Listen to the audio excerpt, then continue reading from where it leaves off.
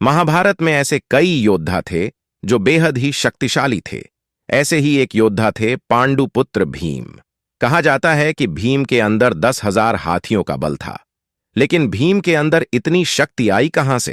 कहते हैं कि 10,000 हाथियों की शक्ति की बदौलत ही भीम ने एक बार नर्मदा नदी का प्रवाह रोक दिया था।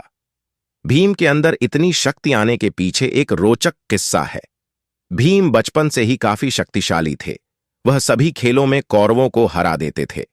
दुर्योधन भीम से जलता था और उचित अवसर मिलते ही भीम को मारने का साजिश किया।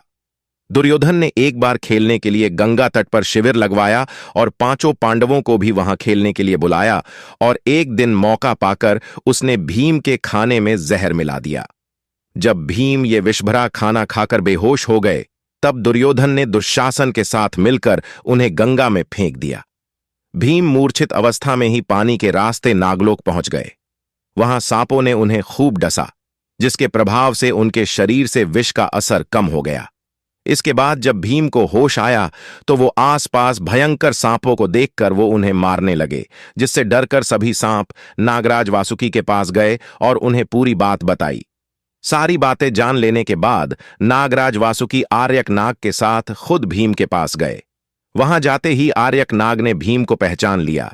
दरअसल आर्यक नाग भीम के नाना थे। इसके बाद वो भीम को अपने साथ नागलोक ले गए।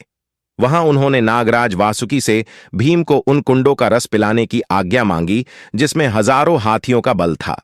बाद में नागराज वासुकी ने इसकी आज्ञा दे दी और तब भीम 8 कुंडों का रस पीकर एक दिव्य शैया पर सो गए।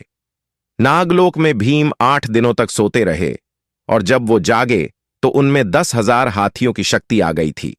बाद में वो हस्तिनापुर पहुंचे और माता कुंती और अपने भाइयों को दुर्योधन द्वारा उन्हें विष देकर गंगा में फेंकने की सारी बातें बताई।